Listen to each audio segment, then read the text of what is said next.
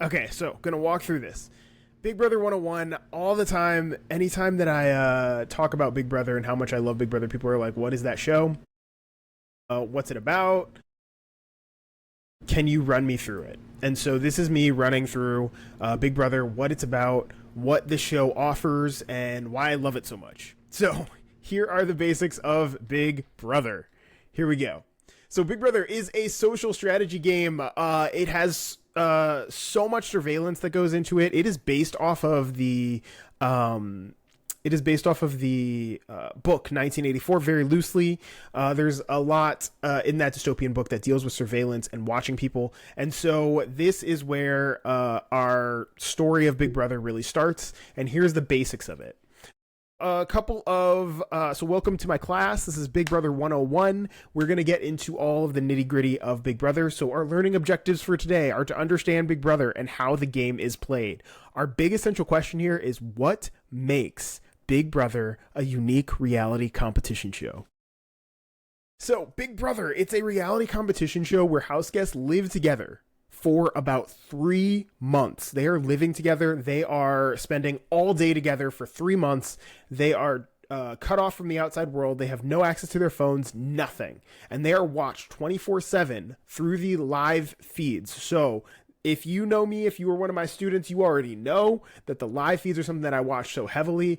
They are such great background noise that I have. And as soon as I leave school, in the fall, it's like the live feeds are on and I am locked in and watching, because you get to watch the live feeds pretty much 24/7. And the ultimate goal of the game is you go in, there's 16 people that go in, and your goal is to be the last one in the house and have everyone vote for you to win the game overall. That is the ultimate goal of Big Brother, and it is a 3-month social experiment that is so much fun to watch, and I get excited about every single year. So in the Big Brother house, like I said before, there's no phones, no access to the internet, no TV. You can't even have a book in the Big Brother house. That is how serious it is about cutting you off from the outside world. There is nothing that is supposed to influence your experience from the game. You are supposed to be locked into this game this whole time. Not only that, but there are cameras and there are microphones watching your every single move. You are not setting foot anywhere in the Big Brother house without a camera being on you and the mics catching every word that you're saying. And there is so much social pressure that is put into this pressure cooker. And the goal is to see how well you can last, how well you can hold information, how well you can strategize to make it to the end. So it's a 3-month experiment, and your goal is to make it to the end and survive with all of these cameras watching your every move and people watching you 24/7. So a couple of key concepts that I want us to go over here. Number one is the head of household. So the head of household is somebody who nominates 2 people for eviction. They are in charge of the house for the week. They are the rulers of the house, essentially. And they have one job, and that is to nominate 2 people for eviction. Then there is also the power of veto. So the power of veto is something that can save people from their nomination. So once they're nominated, they're put on the block, and they can be saved from the block with the power of veto. Then there is the eviction. The eviction is when you get kicked out of the house. If you are evicted, Julie is going to say you have 30 seconds to pack your things and get up out of my house. And then you have the jury. So the jury is all of the evicted players. They come back together, and they come back together and they vote for the winner of Big Brother. So at the very end of the show, the evicted players come together and they vote for the winner.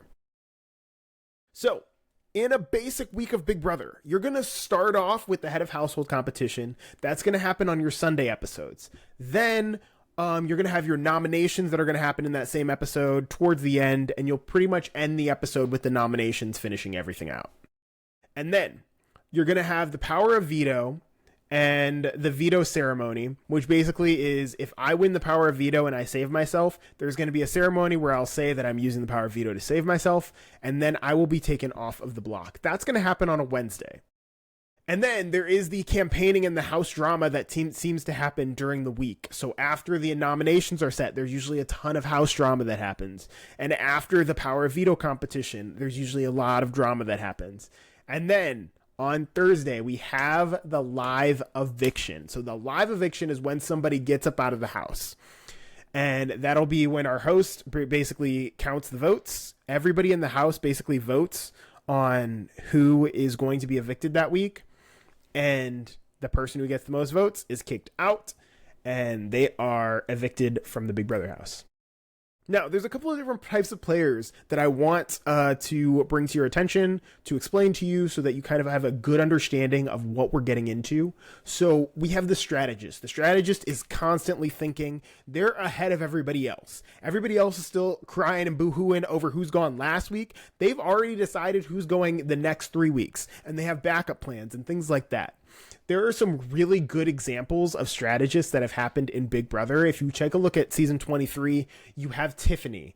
She was an amazing strategist. You have people like Derek from Big Brother 16. In Big Brother 20, there was not really a really good strategist, but it's a very good starter season. So if you're thinking of a starter season, that's a good one that I recommend. And there's also the social butterfly, who's loved by everyone. People just like being around them. They make people feel really, really good when they're around them. So you have people like from last season, you've got characters like T-Core. Basically, this person is just like super loved. People just enjoy having them around. Then you have the competitor. The competitor wins the big comps. So they are going to be dominating most of the competitions throughout the season. They are very, very good at the competitions, and they tend to win them throughout their reign or their stay in the house. Usually it's something big that really gets them out. But they tend to have a long-standing run unless they're caught early. If they win too many competitions early, they're usually kicked out pretty early. Then there's the floater. So the floaters grab a life vest. So a floater plays under the radar, and they jump from alliance to alliance. So if there's two sides of the house that are at war with each other, then they will be able to float between the two different groups. So that's how a floater works. And then a coaster is somebody who does not play the game, is absolutely useless, and gets dragged to the end because they're not seen as a threat. Then you have the hot mess. The hot mess. We love a good hot mess. A hot mess is going to be absolute chaos. They're going to be so entertaining throughout the show. They're a great watch. The next part of it is that we really want to understand that competitions are a very important part of the game. They're not all of the game. So Big Brother is at its core a very social game. If you do not have good relationships with the other people inside of the house, you are going to do terribly. So you're going to have friendships that are going to be built in the Big Brother house. You're going to have alliances that are going to be built and broken. They get broken a lot because if you look down a couple spots, information is currency in the Big Brother house. It is the form of money. So having an alliance and keeping it a secret is so valuable in the Big Brother house because that is money and you're holding on to money and you have to figure out when and where to spend your money in the Big Brother house. So there's tons of lies that'll be told throughout the Big Brother house, and trust is very rare in the Big Brother house because how much can you really trust somebody who is fighting for the same thing as you? So my question for you guys, drop a comment below. If you were a Big Brother player, what type of player would you be? Would you be more like the strategist? Would you be the social butterfly? Would you be the competitor? Would you be the floater? Would you be a coaster or would you be a hot mess express? So, like I said, this is a strategy game and it's about surviving. So winning competitions is not everything. So you need people who are going to be around that are going to help keep you safe. You're going to be careful about how much power that you get, because when you get power, you might be somebody who gets power and goes power crazy, and that is never good in the Big Brother house. Another thing is that if you don't get power, you're really going to need people to help keep you safe so that you can help make it to the end of the game. So, then we have the ending. So the ending of the game, you have all of the evicted players that come back. They are the jury. And they are going to vote for the winner in that final episode. They're going to cast their votes and say who they declare the winner is going to be. So that's pretty much the end game. It is definitely a tougher watch towards the end game, but still very fun, very exciting.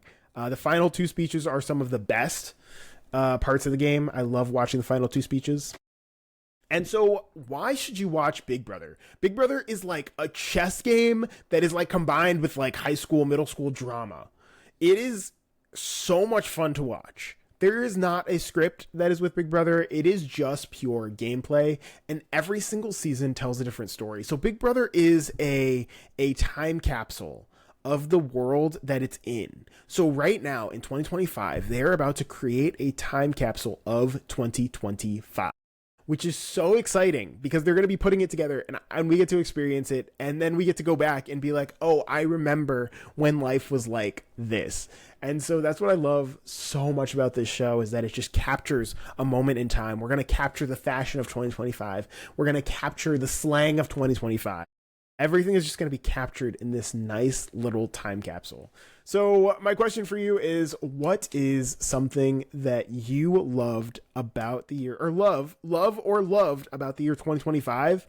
Drop a comment. Tell me what is something that you've loved about the year 2025, and tell me what you think is going to make it into the Big Brother house as part of the 2025 time capsule. Is there a fashion trend going on? Is there some slang going on? What can we look forward to in this season? And also, another thing that I just love about Big Brother is that you learn so much about people. You learn about how power affects different people, and you learn about the different pressures that different people, how people handle different pressures that come about. So, Big Brother 27 starts tomorrow. I could not be more excited. We are going to have brand new house guests. We're going to have all new twists. We're going to have so much drama. And so I'm going to be keeping it here. I'm going to be here. I'm going to try to make as much content as I can around Big Brother because I love the show so much, and there's so much that I want to capture through the stories that Big Brother is going to tell this season and all of the magic that's going to come about. So I'm going to call it Big Brother 27 Successfully Educated After School Podcast. So subscribe, follow along with the season with me, whatever you're feeling. Let me know how you plan to keep track of the season. Now, if you are new, we got some homework. You know this is class. It's class time, so we got some homework at the end of this. Your homework is to watch a past season of Big Brother. I recommend Big Brother Season 20. It is one of the quintessential starter seasons of Big Brother. There is so much that happens in it. It's the right amount of drama to where you're not overwhelmed. The characters are so fun. It's very funny. And so in addition to watching a past season of Big Brother, I want you to pick your favorite player, and I want you to tell me why that person is your favorite player. And that's it. Class is dismissed. Thank you for attending Big Brother 101. Don't forget to like, subscribe, hit that bell notification so you do not miss the next lesson. Keep inspiring, keep creating, and remember to stay successfully educated.